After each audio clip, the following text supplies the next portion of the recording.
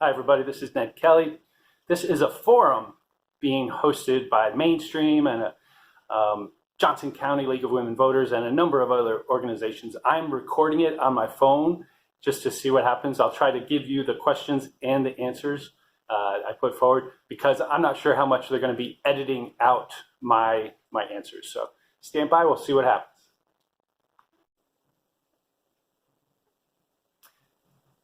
Sure. Thank you. Yeah. Ned Kelly.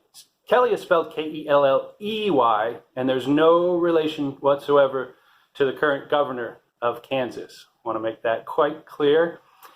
And I may have the award, I may win the prize for being the newest newcomer to Wyandotte County. I actually moved here just a few months ago. I moved to Kansas a few years ago, but the issues that are important are pretty universal. I've been involved in politics and in the Libertarian Party for a couple of decades, over 2 decades, and involved in several campaigns and actions. Most recently, I was the chair of the Libertarian Party of Kansas for 2 years. So again, those issues are universal. What is important to me, and it's important to Wyandotte County, is liberty. It's freedom, financial freedom, it's medical freedom, and personal freedom. I'm sure we'll have an opportunity to talk more about all of those things. But that is why I'm running, to reduce the size of government, to increase the size of freedom. And some would say perhaps it's time for some fresh new faces anyway. So, thank you.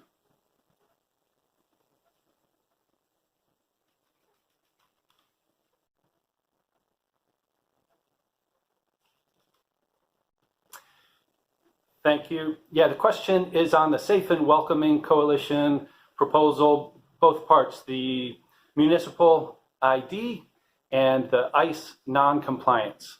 So my two answers, answer to the first part is a hesitant maybe, and answer to the second part is a definitely yes. So the first part, I do know it's important and hard for homeless people and immigrants to do anything, to function, to establish the credibility in the community without a government-issued ID. Those, my girlfriend Mary Geralt and I, and by the way, she's running for BPU, do a fair amount of work with the homeless, and we've met a number of people.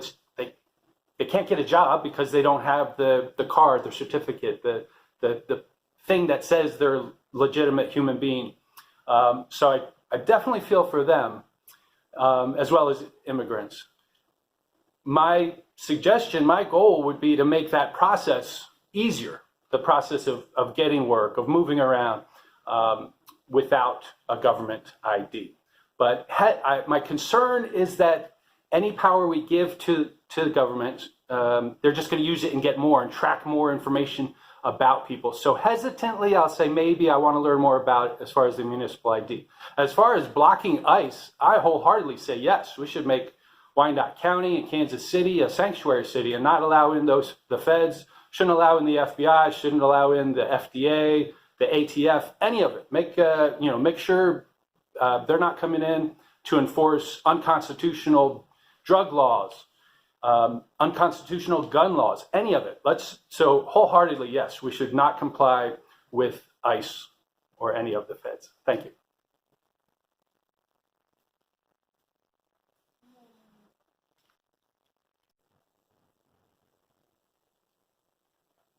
When it comes to what can we do about housing, and is it affordable, is it available, both owning and renting, less is more. This is one of those topics. As a libertarian, surprise, surprise, I think government is doing too much and the government needs to do less.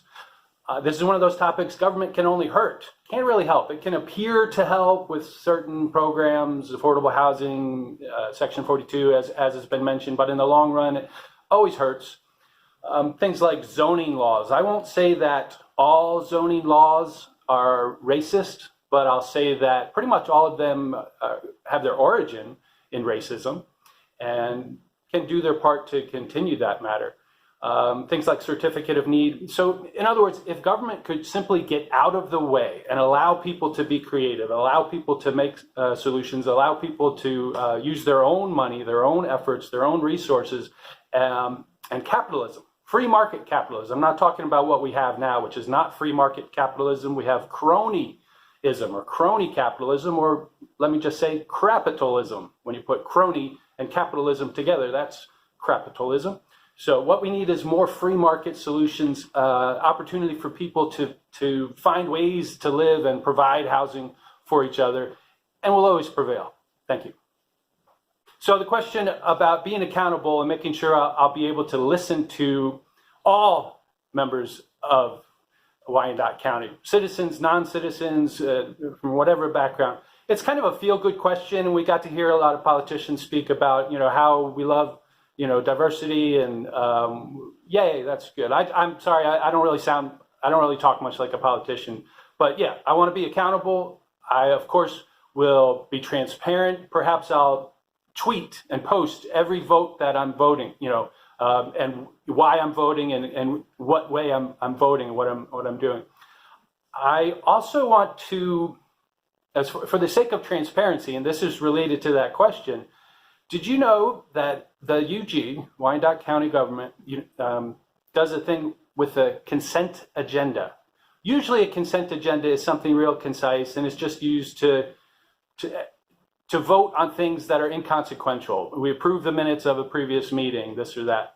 But what the UG does is pack millions, literally, millions and millions of dollars worth of spending of your money into a consent agenda. So it's not talked about publicly, at least not during the general meeting, and it gets voted on and passed in seconds. So what I want to do for the sake of transparency is promise anytime the UG is going to spend millions of dollars of your money, I'll make sure that anything in that consent agenda gets pulled out to examined and debated individually.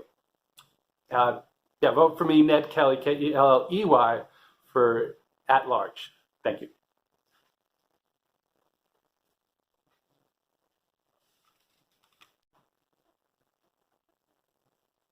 Thank you. And again, Kelly is spelled Kelley when you look for me on Facebook, Kelly for Wyandotte, or on Twitter, Ned Kelly Knapp. The NAP, Knapp, stands for Non-Aggression Principle.